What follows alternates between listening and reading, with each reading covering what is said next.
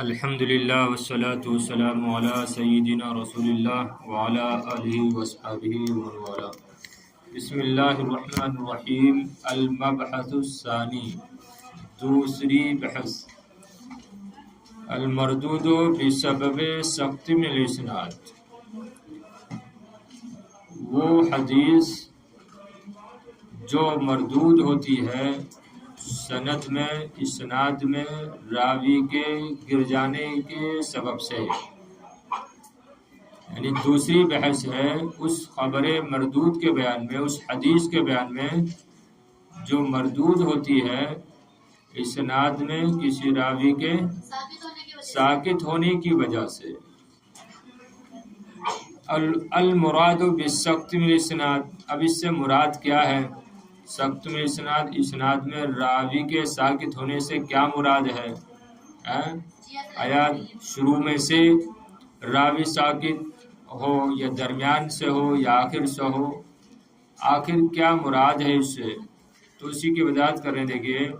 المراد بالسقط من الاسناد، اسناد میں سقوط سے مراد، ایسے بھی کر سکتے ہیں سوالی انداز میں، ما هو المراد بالسقط من الاسناد، کہ اسناد میں سقوط سے کیا مراد ہے؟ سند میں راوی کے ساکت ہونے سے کیا مراد ہے؟ سمجھ رہے ہیں؟ تو دیکھیے بتا رہے ہیں، المراد بالسقط من الاسناد انقطاع سلسلة الاسناد بسقوط راو او اکثر عمدا من بعض الرواة او عن غیر عمد من اول السند او من آخره او من اثنائه سقوطا ظاہرا او خفیا۔ دیکھیں پہلے اس کو ایسے ہی سن لیں، سقوط کی کئی صورتیں ہوتی ہیں، سقوط کی کئی صورتیں ہیں، یا تو ایک راوی ساکت ہوگا یا ایک سے زائد راوی ساکت ہوں گے۔ پھر یہ سقوط یا تو اول سند سے ہوگا یا آخری سند سے ہوگا یا درمیانے سند سے ہوگا۔ اسی طریقے سے سقوط یا تو ظاہری ہوگا یا خفی ہوگا۔ اسی طریقے سے سقوط یا تو راوی کی جانب سے، محدث کی جانب سے عمدن ہوگا یا غیر عمدن ہوگا، قصدن ہوگا یا بلا قصد ہوگا۔ تو یہ مراد ہے سقوط سے۔ اور ان کو کیا کیا کہتے ہیں، ان کے کیا نام ہیں؟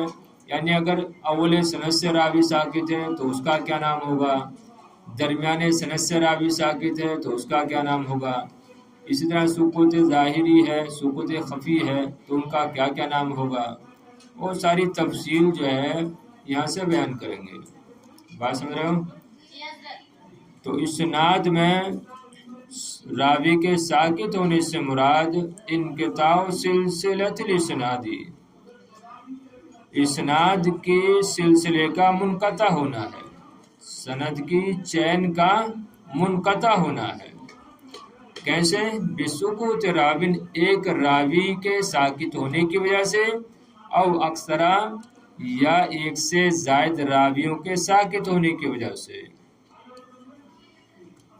عمدن من بعض الرواة او عن غیر عمد، اب یہ راویوں کا ساکت ہونا بعض راویوں کی جانب سے یا تو عمدن ہو او ان غیر عمدن، یا بغیر عمدن یعنی بغیر بلا قصد ہو، یعنی یا تو یہ راویوں کا ساکت ہونا قصدن ہو یا بلا قصد ہو۔ من اول السندی، اور یہ راوی کا ساکت ہونا یا تو اول سند سے ہو، او من آخری ہی، یا آخر سند سے، او من اثنائی، یا درمیانے سند سے۔ اسی طرح سقوطا ظاہرا و خفیا، اور یہ ساکت ہونا، یہ سقوط چاہے تو ظاہری ہو یا مخفی ہو، صحیح ہے نا؟ ہاں، تو یہ مراد ہے اسناد میں سقوط سے۔ اتنا شور کیسے ہو رہا؟ صلی اللہ تعالی علیہ وآلہ وسلم۔ اسناد میں سقوط سے مراد، اسناد میں راوی کے ساکت ہونے سے مراد اسناد کے سلسلے کا منقطع ہونا ہے، ایک راوی کے ساکت ہونے کی وجہ سے یا زائد راویوں کے ساکت ہونے کی وجہ سے۔ یہ سقوط بعض راویوں کی جانب سے قصدن ہو یا بلا قصد ہو، من اول سندی، اول سند سے ہو یا آخری سند سے ہو یا درمیانے سند سے ہو، اور یہ سکوت ظاہری ہو یا خفی ہو۔ اب دیکھیے انواع السکتی، راوی کے ساکت ہونے کی قسمیں یا سکوت کی قسمیں۔ سکوت کی دو قسمیں ہیں، سکوت ظاہری اور سکوت خفی۔ یعنی دیکھیں اس کو سمجھ لیں کہ کبھی راوی کا ساکت ہونا یا تو ظاہر ہوگا یا مخفی ہوگا۔ ظاہر ہوگا یعنی ایک راوی ہے، ایک محدث ہے، وہ حدیث بیان کر رہا ہے، ایسے راوی سے حدیث بیان کر رہا ہے، یا ایسے اس کو ایسے سمجھ لیں کہ ایک طالب علم ہے، ایک استاد ہے، ایک شاگرد ہے، ایک استاد ہے، ٹھیک ہے۔ اب شاگرد ایسے استاد سے کوئی بات بیان کر رہا ہے کہ اس کا زمانہ، ان دونوں کا زمانہ الگ الگ ہے۔ ایک شاگرد ایک ایسے استاد سے کوئی حدیث بیان کر رہا ہے کہ دونوں کے زمانے کے درمیان سالوں کا فاصلہ ہے اور بیان کر رہا ہے، تو اب یہاں پر جو سکوت ہے یہ سکوت ظاہری کہلائے گا کہ اس طالب علم نے، شاگرد نے بیچ میں سے کسی کو ساکت کر دیا ہے، کیونکہ ان کا زمانہ مختلف ہے۔ ظاہر بات ہے، ارے زمانہ دور دور ہے، اور بیان کیسے کر رہا ہے؟ گویا کہ اس شاگرد نے اس سے سنا ہے، حالانکہ اس نے جو استاد کا زمانہ ہی نہیں پایا، تو کیا کہا جائے گا کہ یہاں پر راوی ساکت ہے۔ اور یہ سکوت کیسا ہے؟ ظاہری ہے، نظر آ رہا ہے۔ ارے مثلا ایسے سمجھ لو، ابھی 2025 میں ہو، اب تم کسی ایسے استاد سے بات کو بیان کرو جو آج سے جو ہے 80 سال کے بعد آنے والا ہے، جو 80 سال کے بعد آنے والا ہے، تو یہ کیا قابل قبول ہوگی بات؟ یعنی اگر تم ایسے اس طریقے سے روایت کرو کہ گویا کہ تم اس سے سن رہی ہو، تو کہا جائے گا کہ بیچ میں سے جو ہے تم نے کسی کو چھوڑا ہے۔ بات سمجھ گئے نا؟ دیکھو اسی بات کو کریں تو اس کو سکوت ظاہری کہیں گے۔ یتنوع السکت من الاسناد بحسب ظہوری و خفائہ الی نوعین۔ سند میں سکوت، اسناد میں سکوت منقسم ہوتا ہے اپنے یا اس کے ظاہری اور اس کے مخفی ہونے کے اعتبار سے دو قسموں کی طرف۔ اسناد میں سکوت منقسم ہوتا ہے سکوت اس کے ظاہر اور اس کے مخفی ہونے کے اعتبار سے دو قسموں کی طرف۔ ہما، ان میں سے پہلی قسم کیا ہے؟ سکت ظاہر، سکوت ظاہری۔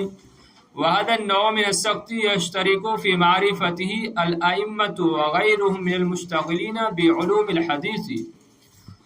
وهذا النوع من السکت، اور سکوت کی یہ قسم کہ اس کی معرفت میں شریک ہیں ائمہ اور ان کے علاوہ دیگر علماء جو علم حدیث میں مشغول ہوتے ہیں۔ سمجھ رہے ہیں؟ وهذا النوع من السکت، اور سکوت کی یہ قسم کہ اس کی معرفت میں شریک ہوتے ہیں، شامل ہوتے ہیں ائمہ اور ان کے علاوہ دیگر علماء المشتغلین بعلوم الحدیث، جو علم حدیث میں مشغول ہوتے ہیں، یعنی سب جو ہے اس کو جانتے ہیں، سکوت ظاہری کو سب جانتے ہیں۔ کہنے کا مقصد یہ ہے، کیسے جانتے ہیں؟ کیا طریقہ ہے؟ وَيُعْرَفُ هَذَا السَّقْطُ مِنْ عَدْمِ الطَّلَاقِ بَيْنَ الرَّاوِي وَالشَّيْخِ۔ ایک صورت ہوگی، دیکھیے وَيُعْرَفُ هَذَا السَّقْطُ، اور یہ سکوت پہچانا جاتا ہے، اور اس سکوت کو پہچانا جاتا ہے ملاقات نہ ہونے سے راوی اور اس کے شیخ کے درمیان، یا سیدھا سادہ، اور اس سکوت کو پہچانا جاتا ہے راوی کی اپنے شیخ سے ملاقات کے نہ ہونے سے، نہ ہونے کی وجہ سے، اور اس سکوت کو پہچانا جاتا ہے راوی کی اپنی شیخ سے ملاقات کے نہ ہونے کی وجہ سے۔ اب اس کی کیا صورتیں ہیں ملاقات نہ ہونے کی؟ اما لأنہ لم یدرک عصرہ، یا تو اس لیے کہ اس نے اپنے شیخ کا زمانہ نہیں پایا، او ادرک عصرہ لیکنہ لم یجتمع بہ، یا اس کا زمانہ تو پایا لیکن اس سے وہ ملا ہی نہیں، وہ شاگرد اس سے ملا ہی نہیں. تو دو صورتیں ہو گئی نا، اما لأنہ لم یدرک عصرہ، یعنی راوی کی اپنے شیخ سے ملاقات نہ ہونے کی وجہ ایک تو یہ ہے کہ اس نے اپنے استاذ کا زمانہ ہی نہیں پایا، یا زمانہ تو پایا لیکن اس سے کبھی ملے ہی نہیں ہے. صحیح ہے نا؟ ایسا ہو سکتا ہے، ارے ایسا ہو سکتا ہے کہ دونوں ایک ہی زمانے میں ہو لیکن ملاقات نہ ہو. جیسے ابھی ہم یہاں پر ہیں اور ایک شخص کیا ہے ابھی مثلاً حیدرآباد میں ہے، کلکتہ میں ہے، اور کبھی آپ کا ادھر جانا ہی نہیں ہوا، تو دیکھو زمانہ ایک ہی ہے لیکن ملاقات ثابت نہیں ہے.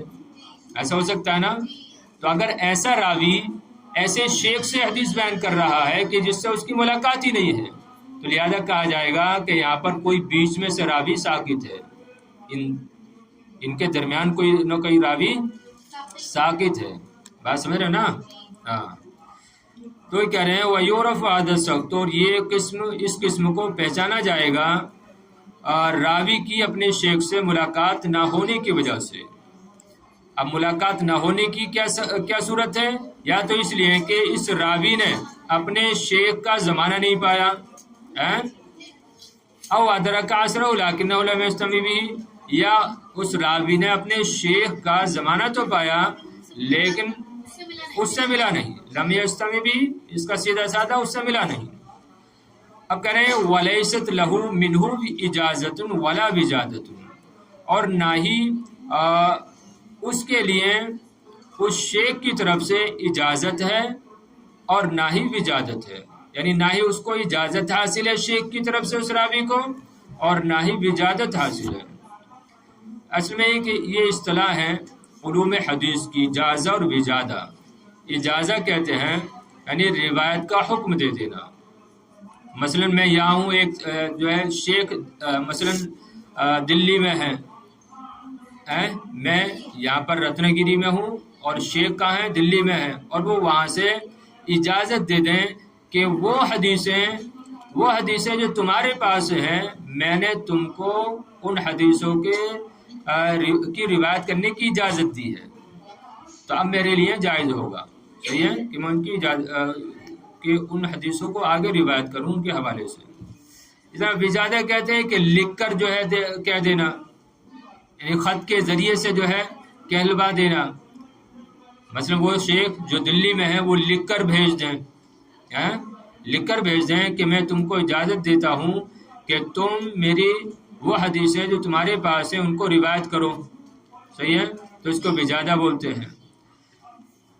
تو ولیست لہ منہ اجازت ولا وجادت، اور نہ ہی اس کے ساتھ یا اس کے ساتھ یعنی اس راوی کے ساتھ یا اس راوی کے لیے اس شیخ کی طرف سے. لہو اور منہ میں ضمیر کا مرجع سمجھ رہے ہو نا؟ لہو میں جو ہا ضمیر ہے اس کا مرجع ہے راوی، اور منہ میں جو ضمیر ہے اس کا مرجع شیخ. اور نہ ہی اس راوی کے لیے اس شیخ کی طرف سے کیا ہے؟ اجازت ہے، اور نہ ہی اس کے لیے وجادت ہے. صحیح ہے. تو اب اگر ایسا راوی ایسے شیخ سے روایت کر رہا ہے تو کہا جائے گا کہ یہاں پر بیچ میں راوی ساقط ہے، اور یہ سکوت ظاہری کہلائے گا کہ ظاہر بات ہے ارے بھائی نہ تو دونوں کا زمانہ ایک ہے، یا زمانہ ایک ہے لیکن ملاقات کبھی ثابت نہیں ہے. دیکھیے اس سے معلوم ہوتا ہے کہ محدثین نے کس قدر محنتیں کی ہیں کہ کس کی کس سے ملاقات ہوئی، کس کا کس سے زمانہ، کن راویوں کا زمانہ ایک تھا، کس قدر جو ہے تحقیقیں کی ہیں. اور بات سمجھ میں آ رہی ہے کہ نہیں آ رہی ہے؟ کس قدر جو ہے تحقیق کی ہے. دیکھیے لذلك يحتاج الباحث في الاسانید الى معرفة تاریخ الرواة لانه يتضمن بیان مواليدهم ووفياتهم واوقات طلبهم وارتحالهم وغير ذلك.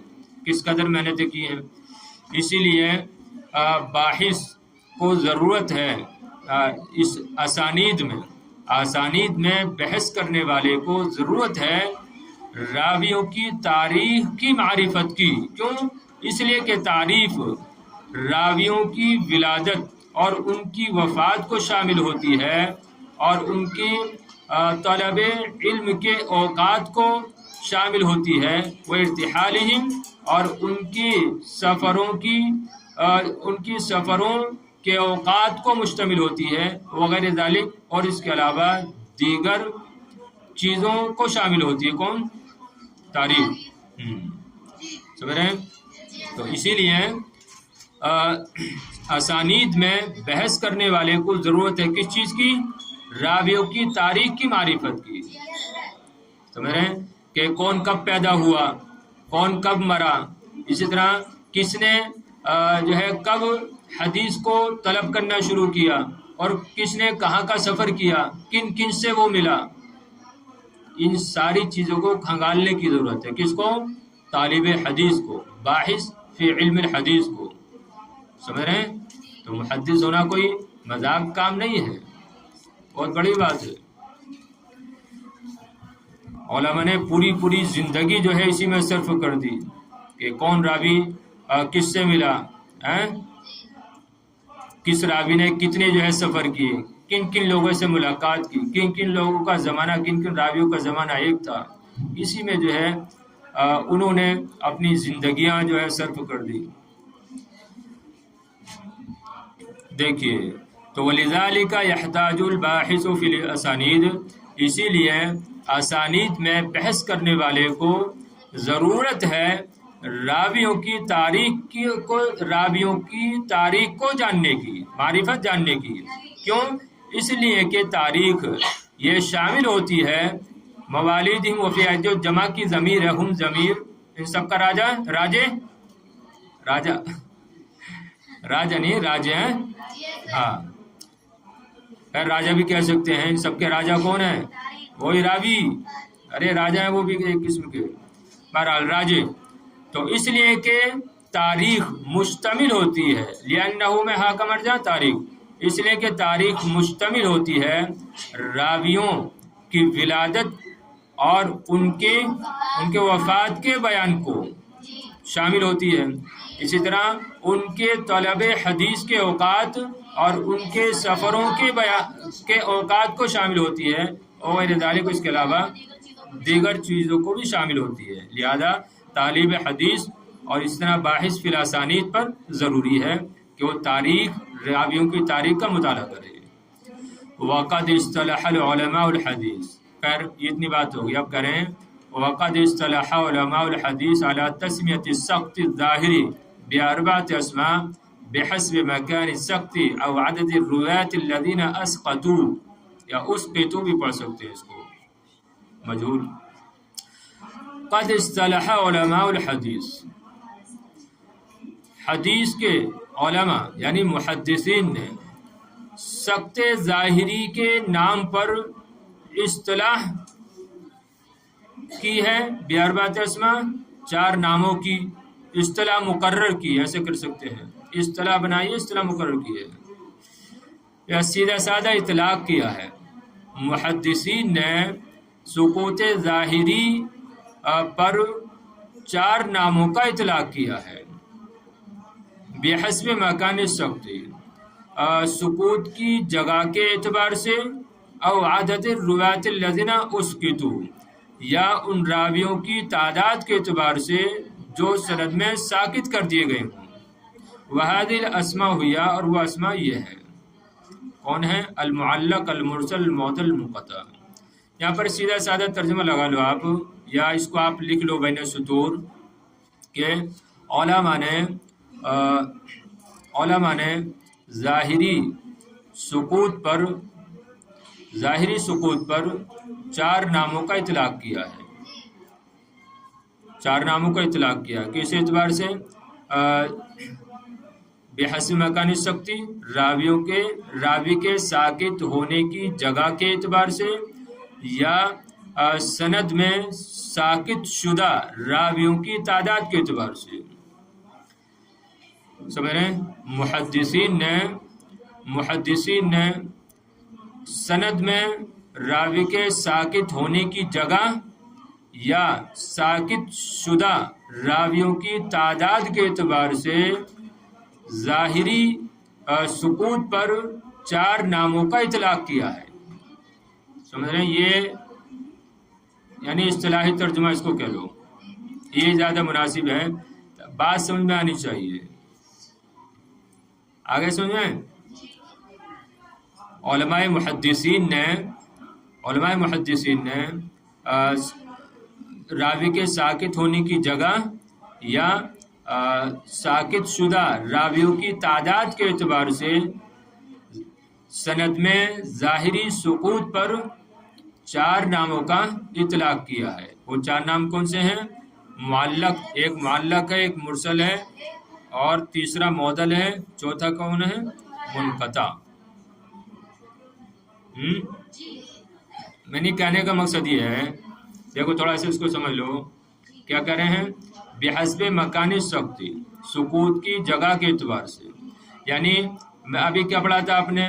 سکوت کی جگہ یعنی راویہ تو اول سند سے ساکت ہوگا، یا درمیان سند سے ساکت ہوگا، یا آخر سند سے ساکت ہوگا.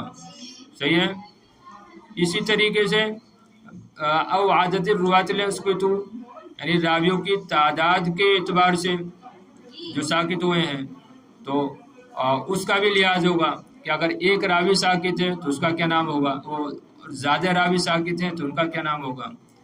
تو بہرحال دیکھیے، تو 4 نام یا موٹی موٹی قسمیں جو ہیں 4 نکل کر سامنے آتی ہیں سکوت ظاہری کی. دوسری قسم ہے سکت خفی، مخفی سکوت. وهذا لا يدركه إلا الأئمة الحداق المطلعون على طرق الحديث وعلل الأسانيد وله تسميتان وهما هذا لا يدركه. اور یہ یعنی مخفی سکوت راوی کا یا ہر مخفی سکوت یا جس میں راوی ساکت ہو مخفی طور پر، آدھا لا یدرکہ، اس کو نہیں پاتا ہے، اس کو سمجھ نہیں پاتے ہیں مگر وہ ائمہ جو ماہر ہوتے ہیں، حذاق جو ماہر ہوتے ہیں اور آگاہ ہوتے ہیں حدیث کی سندوں پر. طرق سندیں، طریق کی جمع، جو آگاہ ہوتے ہیں حدیث کی سندوں اور اسانید کی علتوں پر. وَلَهُ تسمیتان، اور اس کے لیے 2 نام ہیں، یا اس کے 2 نام ہیں. سکوت خفی کے 2 نام ہیں. کیا؟ المدلس، المرسل الخفی. یہ بہت باریک چیز ہے، مدلس اور مرسل الخفی. تو سکوت خفی دوسری قسم ہے سکوت کی، سکوت خفی. اور یہ اس کو نہیں جان پاتے ہیں مگر وہ ائمہ جو ماہر ہوتے ہیں اور حدیث کے طرق پر، حدیث کی اسانید پر مطلع ہوتے ہیں اور اسانید کی علتوں سے واقف ہوتے ہیں. اور اس کے 2 نام ہیں، مدلس اور مرسل الخفی. وَلَيْكَ بَحْثَ هَذِهِ الْمُسَمِّيَّاتِ السِّتَّةِ مُفَصِّلَةً عَلَى التَّوَالِي. اور آپ کے سامنے ان 6 ناموں کی بحث حاضر ہے تفصیلی طور پر علی التوالی، یعنی پے در پے. چلیے لگاتار